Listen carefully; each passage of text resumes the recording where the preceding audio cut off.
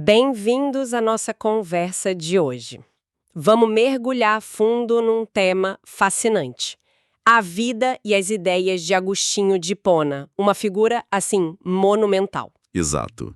E especialmente no contexto da queda de Roma, um evento que marcou profundamente a época, né? Isso mesmo. A gente tem aqui como base um capítulo super detalhado da História do Cristianismo do Bruce Shelley. Um ótimo ponto de partida. E a nossa missão, digamos assim, é entender como todo aquele tumulto, sabe? Principalmente o saque de Roma em 410 depois de Cristo. Um choque tremendo para a época. Totalmente.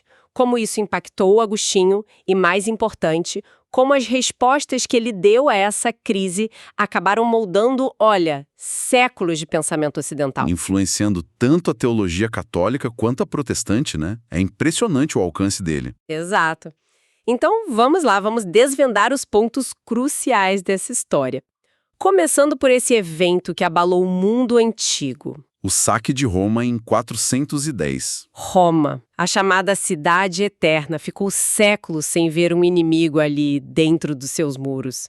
Era o centro do mundo conhecido, né? O umbigo do mundo, praticamente. E, de repente, em 410, chegam os visigodos do Alarico. Cercam a cidade. Imagina a tensão. Deve ter sido desesperador. Os romanos tentaram negociar, ofereceram coisas. Mas o Alarico foi duro, né? Queria ouro, prata, propriedades, até os escravos de origem germânica. E aí não teve jeito. Os portões se abriram. O saque começou. E o impacto psicológico disso foi brutal. Pensa só do que Roma representava. Poder, ordem, a ideia de eternidade. Exato. Tem uma frase do Jerônimo, outro grande intelectual da época, que captura bem esse choque. A cidade que capturou o mundo inteiro foi capturada. Foi mais que uma derrota militar. Mexeu com a identidade, com a fé das pessoas, né? Completamente. Aí começou aquela crise. Muitos romanos, ainda ligados às tradições antigas, pagãs, começaram a falar: tá vendo só? Abandonamos nossos deuses e agora eles nos castigam? Culpando o cristianismo, que já era a religião oficial. Exatamente. Cadê Júpiter para proteger a cidade agora, eles diziam. Era uma acusação direta, questionavam o poder do Deus cristão. E aí, nesse caldeirão de medo, de acusações, que a gente encontra Agostinho. Ele era bispo em Hipona, lá no norte da África. Observando tudo de lá, né? Vendo os refugiados chegando. Isso, e os refugiados traziam não só o que sobrou dos bens, mas essas perguntas terríveis. Por que Roma caiu? O Deus cristão falhou? É o fim do mundo? Perguntas que exigiam uma resposta profunda. E Agostinho sentiu essa responsabilidade. Para entender a resposta dele, a gente precisa olhar para a jornada dele, né? Como ele chegou a ser quem era. Sim, a vida dele é fundamental para entender o pensamento. Ele nasceu em 354, lá em Tagaste, hoje na Argélia, família de classe média. O pai, Patrício, era pagão. A mãe, Mônica, cristã fervorosa. Figura importantíssima na vida dele, a Mônica. Ah, sim. A persistência dela é lendária. Ele teve uma boa educação clássica, foi estudar retórica em Cartago, que era um grande centro cultural. Uma cidade vibrante, né? E lá, bom, ele viveu intensamente a juventude. Paixões, teve um relacionamento longo com uma mulher, teve um filho, o Adeodato. Mas essa fase também foi de muito conflito interno para ele, né? Uma sensação de culpa, especialmente ligada à sexualidade, isso vai marcar a teologia dele depois. Verdade. E aos 19 anos tem um momento chave. Ele lê um livro de Cícero, o Hortênsios. Ah, Cícero. Isso desperta nele a busca pela verdade como bem maior, né? Uma chama intelectual se acende ali. Exato. Mas não resolve o dilema moral dele. Ele descreve essa luta interna, sabe? Que lembra muito o apóstolo Paulo falando em Romanos. Aquela coisa de querer fazer o bem, mas ser puxado por mal. Uma tensão constante. E é interessante que nessa época ele até tentou ler a Bíblia, mas... Achou o estilo rudimentar, né? Pelo menos a tradução latina da época. Não agradou o gosto literário refinado dele. Aí ele deixou de lado por um tempo. E essa busca por respostas para o problema do mal, para os conflitos internos, levou ele para onde? Para o maniqueísmo. Ficou quase 10 anos ali. Sim, dos 19 aos 28 anos, mais ou menos. O maniqueísmo tinha um apelo intelectual forte para a época. O que exatamente atraiu ele? O que era o maniqueísmo, assim, de forma simples? Olha, era um sistema que parecia muito lógico. Fundado por Mani, lá na Pérsia, a ideia central era um dualismo radical. Bem contra mal. Isso. Dois princípios eternos e opostos. Luz e trevas, espírito e matéria. O universo seria esse campo de batalha. E o ser humano, um reflexo disso. Um espírito bom preso num corpo mau. Isso deve ter ressoado com a experiência dele, né? Aquela luta interna que ele sentia. Com certeza. E a libertação viria como? Pelo conhecimento, a gnose, e por práticas bem rígidas, ascéticas.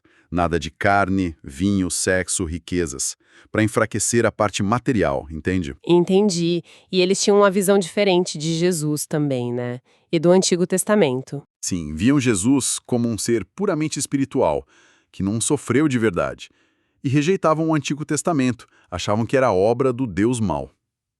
Para um jovem como Agostinho, cheio de culpa, buscando respostas racionais, aquilo parecia fazer sentido na época. Mas não por muito tempo, né? Ele começou a achar furos na história. Exato. A cosmologia maniqueísta começou a parecer inconsistente para ele. E teve a decepção com Fausto, um bispo maniqueu famoso que ele esperava que resolvesse as dúvidas dele, mas não resolveu. Aí ele decide mudar de ares. Vai para Roma, em 383. Talvez fugindo dos alunos bagunceiros de Cartago, buscando oportunidades melhores. E logo depois, em 384, ele consegue um supercargo, professor de retórica na corte imperial, lá em Milão. Auge da carreira. Tinha 30 anos. A mãe, Mônica, foi atrás, claro. Incansável, né? Sempre esperando a conversão dele. Mas Agostinho estava numa crise pessoal profunda. Ele se separou da mãe do filho Adeodato, com quem viveu 15 anos. Ficou noivo de outra, um arranjo mais social. Mas a luta interna continuava.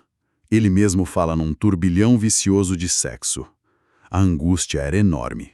E é aí em Milão que duas figuras vão ser decisivas. Uma delas, o bispo da cidade, Ambrósio. Ah, Ambrósio. Fundamental. O que tinha em Ambrósio que pegou Agostinho? Ele já andava meio cético com o cristianismo que conhecia, né? Ambrósio era tudo o que Agostinho admirava intelectualmente. Um cara de altíssimo nível, orador brilhante. Veio da elite romana, mas escolheu a igreja. Agostinho foi ouvir os sermões dele, mas por interesse profissional no início, né? Analisar a retórica. Isso. Mas acabou fisgado pelo conteúdo. Ambrósio mostrou para ele que o cristianismo podia ser inteligente e sofisticado. E o ponto crucial, Ambrósio usava a interpretação alegórica do Antigo Testamento. Ah, então aquelas histórias que pareciam rudes para ele ganharam outro sentido. Exatamente. Podiam ter significados espirituais profundos. Isso derrubou uma barreira intelectual enorme para Agostinho. E além de Ambrósio, teve outro fator importante, mas ligado à prática, né? Sim, o exemplo dos monges. Ele ouviu histórias sobre Antão do Egito, os eremitas, gente que largava tudo por Deus. E isso mexeu com ele. Profundamente. Ele se comparava com eles e se sentia um fracasso. Como eles conseguiam renunciar às paixões que ele não conseguia? Isso gerou uma vergonha, uma inadequação muito grande. A crise se intensificou. Ele via a verdade intelectualmente, mas se sentia paralisado moralmente. E essa tensão toda explode naquela famosa cena no jardim em Milão. Verão de 386, provavelmente. Ele conta isso nas confissões, é super dramático. Sim, ele está angustiado, chorando debaixo de uma figueira e ouve uma voz de criança como se viesse da casa vizinha, cantando.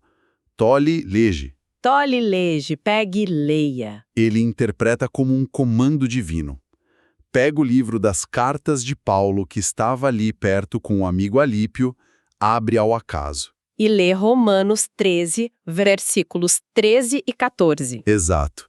Não em orgias e bebedeiras, não em imoralidade sexual, mas revistam-se do Senhor Jesus Cristo e não fiquem planejando como satisfazer os desejos da carne. E aí? Ele conta que, na hora, uma luz de segurança inundou o coração dele.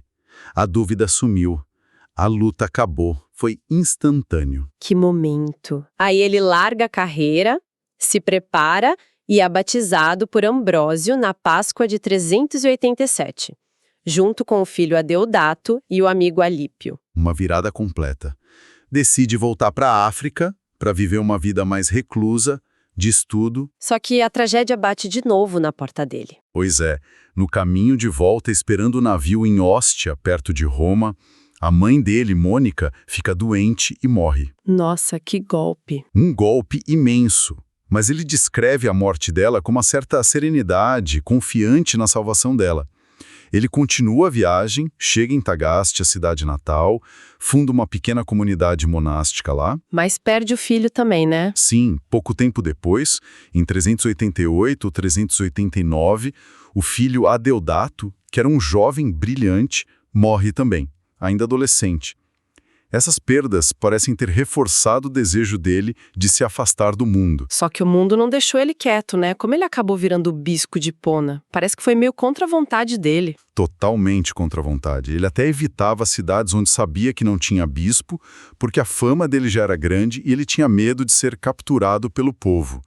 Era um costume da época a aclamação popular. E como aconteceu em Hipona? Ele foi visitar um amigo em 391, talvez pensando em fundar um mosteiro ali.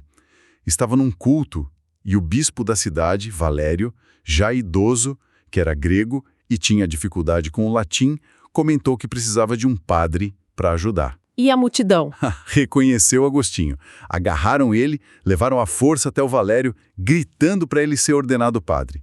Ele chorou, resistiu, mas acabou aceitando. Que coisa! E de padre para bispo foi rápido. Foi. O próprio Valério, sentindo o peso da idade e vendo a capacidade do Agostinho, pediu para consagrar ele como bispo coadjutor, para ajudar e depois suceder.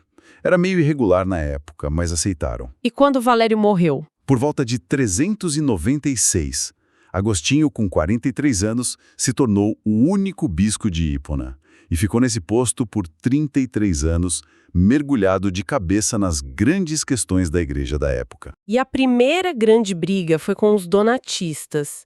Essa divisão era antiga e bem forte lá no norte da África. Por que era tão sério? O donatismo nasceu depois da perseguição de Diocleciano, lá no início do século IV. Alguns padres e bispos, para se salvar, entregaram cópias das escrituras para as autoridades romanas queimarem. Ficaram conhecidos como traditores, traidores. Entendi. E os donatistas? Argumentavam que esses traditores, e qualquer um ordenado por eles, tinham perdido a autoridade espiritual. Para eles, a verdadeira igreja era só deles, a comunidade dos puros, separada dos católicos comprometidos. Exigiam um rigor moral extremo, rebatizavam quem vinha do lado católico. Era uma questão de identidade, de pureza, muito forte na região. E o que Agostinho fez? Como ele combateu essa visão? Ele desenvolveu argumentos teológicos que se tornaram clássicos. Primeiro, usou a parábola do trigo e do joio, de Mateus 13. Pus permixtum. A separação final seria só no juízo de Deus, não coisa dos homens. E o segundo ponto, talvez o mais impactante, ele disse que a validade dos sacramentos, como o batismo, não depende da moral do padre. Ah, mas sim de Cristo. Isso. Cristo é o agente verdadeiro. O padre é só um instrumento, um canal da graça de Deus. Isso foi fundamental para a teologia sacramental católica que veio depois. Mas essa briga com os donatistas levou Agostinho a um ponto bem controverso: o uso da força do Estado. Ele não era contra no início. Era assim. No começo ele defendia só a persuasão, o debate, mas ele ficou frustrado com a teimosia dos donatistas e, segundo ele, com a violência de alguns grupos radicais ligados a eles, os circunceliones. E aí ele mudou de ideia. Mudou. Passou a justificar que o Império Romano usasse a força contra os donatistas. Ele usou uma interpretação bem forçada daquela frase da parábola do banquete em Lucas: obriga-os a entrar. Nossa! Argumentava que a disciplina dura podia ser um ato de caridade para corrigir o erro e salvar a alma. É uma justificativa perigosa, né? Que infelizmente acabou sendo usada para justificar a perseguição religiosa séculos depois, como na Inquisição. É um lado sombrio complexo do legado dele. Bom, além dos donatistas, teve outra grande polêmica que marcou a teologia de Agostinho: o debate com Pelágio. Quem era Pelágio e o que ele defendia? Pelágio era um monge leigo, provavelmente britânico, tinha fama de ser muito correto moralmente, asceta. Ele foi para Roma lá pelo ano 400 e depois, fugindo dos visigodos, foi para o norte da África junto com um discípulo Celestio. E o que incomodou Pelágio? Ele ficou chocado com o que ele via como frouxidão moral dos cristãos.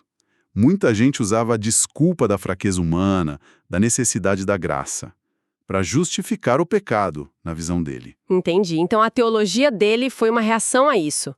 Quais os pontos principais? Exatamente. A gente pode resumir assim. Primeiro, sobre pecado e natureza humana. Pelágio negava o pecado original herdado de Adão. Para ele, Adão deu um mau exemplo, só isso.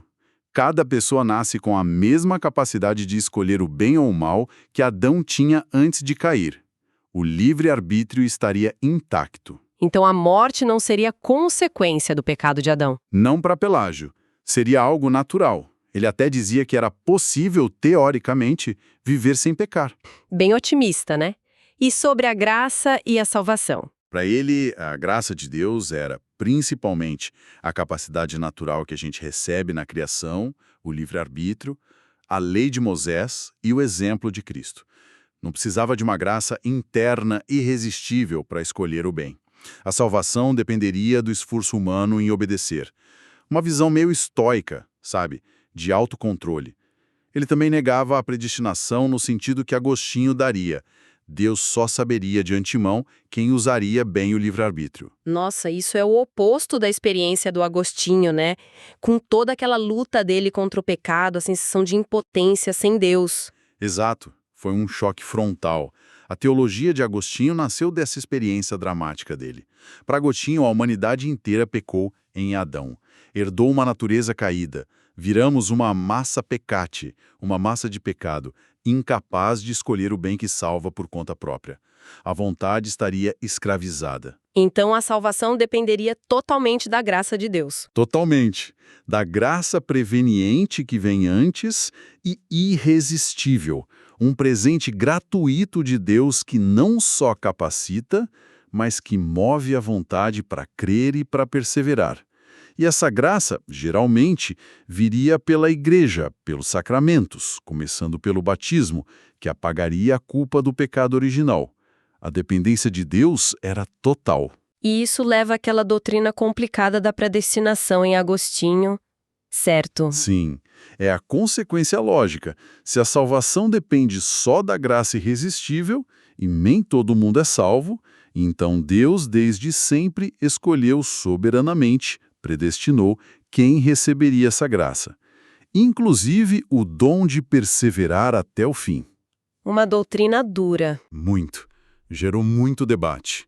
O pelagianismo acabou sendo condenado oficialmente pela Igreja, muito por influência de Agostinho, lá no Concílio de Éfeso, em 431. Mas é importante dizer, a própria Igreja Ocidental, depois, nunca abraçou totalmente as ideias mais radicais de Agostinho sobre graça irresistível e dupla predestinação. Teve gente como Vicente de Lérins, que criticou Agostinho por inovar demais. Fascinante ver como essas brigas moldaram doutrinas que duram até hoje. E agora, vamos voltar para o evento que começou nossa conversa. A queda de Roma em 410. Agostinho, já com 56 anos, no meio dessas disputas todas, recebe a notícia, vê os refugiados chegando em Hipona com aquelas perguntas. E é aí que ele começa a obra-prima dele, a Cidade de Deus. Exatamente. A Cidade de Deus foi a grande resposta dele a essa crise toda. Levou uns 13 anos para escrever. 13 anos! E o que ele queria responder com esse livro tão grande? O objetivo era duplo. Primeiro, rebater a acusação dos pagãos de que o cristianismo tinha culpa na queda de Roma. Segundo, oferecer aos cristãos uma visão teológica da história. Um sentido para tudo aquilo. E a ideia central são as duas cidades, né? A cidade terrena e a cidade de Deus. Como ele define isso? Isso. Para ele, desde Caim e Abel, a humanidade se divide em duas cidades simbólicas. Não são lugares geográficos, mas lealdades espirituais opostas. Explica melhor. A cidade terrena. É formada por quem vive segundo o homem. O motor é o amor próprio a ponto de desprezar a Deus. Buscam glória aqui na terra, poder, prazeres passageiros. Roma, com sua sede de dominação, seria um exemplo forte dessa cidade, mas não se limita a Roma. E a cidade de Deus? Essa é composta por quem vive segundo Deus, movida pelo amor a Deus a ponto de desprezar o egoísmo. São os eleitos, os peregrinos na terra, cuja cidadania verdadeira está no céu. É uma cidade espiritual, eterna, superior. E como ele via a igreja e o Estado nisso tudo? Onde eles se encaixam? Ele via a igreja visível aqui na Terra como a representante, ainda que imperfeita, misturada da cidade de Deus. É a comunidade que alimenta os cidadãos do céu nessa peregrinação. E o Estado? Roma, por exemplo? O Estado, para ele, surge da necessidade de controlar o mal numa humanidade caída, manter uma ordem mínima, a paz terrena. É útil, ordenado por Deus para isso, mas pertence à esfera da cidade terrena. Idealmente, deveria servir à igreja, ajudar a promover a moral cristã, mas a lealdade final do cristão é sempre com a cidade de Deus. O impacto desse livro deve ter sido gigantesco na época, né? Deu uma nova forma de entender a história. Com certeza. A Cidade de Deus virou um dos livros mais influentes da Idade Média. Deu aos cristãos uma filosofia da história que ia além dos altos e baixos dos impérios.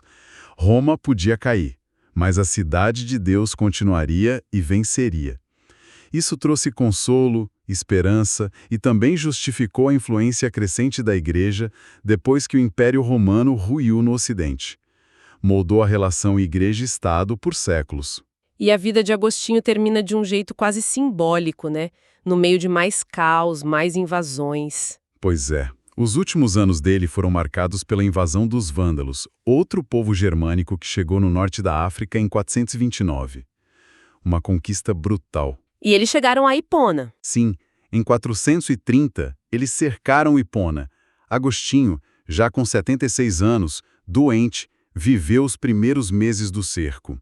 Ele passou os últimos dias rezando, se arrependendo, pediu para escreverem os salmos penitenciais em folhas grandes e pregarem na parede do quarto dele, para ele ficar lendo e meditando. Ele sentia que o fim estava próximo. Sim, ele acreditava que o fim do mundo, ou pelo menos daquela civilização, estava chegando. E ele morreu durante o cerco. Morreu, em 28 de agosto de 430, enquanto os vândalos ainda estavam cercando a cidade. Hipona resistiu mais uns meses, mas caiu em 431. Foi muito destruída. Mas olha que ironia, os vândalos pouparam a biblioteca e os escritos de Agostinho. Preservaram o legado dele sem saber, talvez. Exatamente. E que legado. Ao olhar para trás, a gente vê que ele é vasto e até meio paradoxal, né? Como assim? Ele se tornou fundamental tanto para a Igreja Católica, quanto séculos depois, para os reformadores protestantes. É verdade. A Igreja Católica se apoiou muito na visão dele sobre a Igreja, os sacramentos, a relação Igreja-Estado, de a Cidade de Deus. Por outro lado, Lutero, Calvino, os reformadores, redescobriram e deram ênfase total às ideias de Agostinho sobre o pecado original, a incapacidade humana, a soberania da graça, a predestinação. Viram nele um precursor contra o que eles achavam que eram erros da Igreja medieval. Então ele deu munição para os dois lados da reforma? Basicamente sim. Uma figura complexa, forjada na crise pessoal e na crise histórica. As reflexões dele sobre fé, razão, pecado, graça, história, destino, continuam falando com a gente hoje. E talvez a pergunta que a Cidade de Deus deixa, e que continua super relevante hoje nesse nosso mundo tão dividido, né? A qual cidade pertencem as nossas lealdades mais profundas? Onde a gente está colocando a nossa esperança, afinal? Uma pergunta para levar para casa e pensar. Com certeza.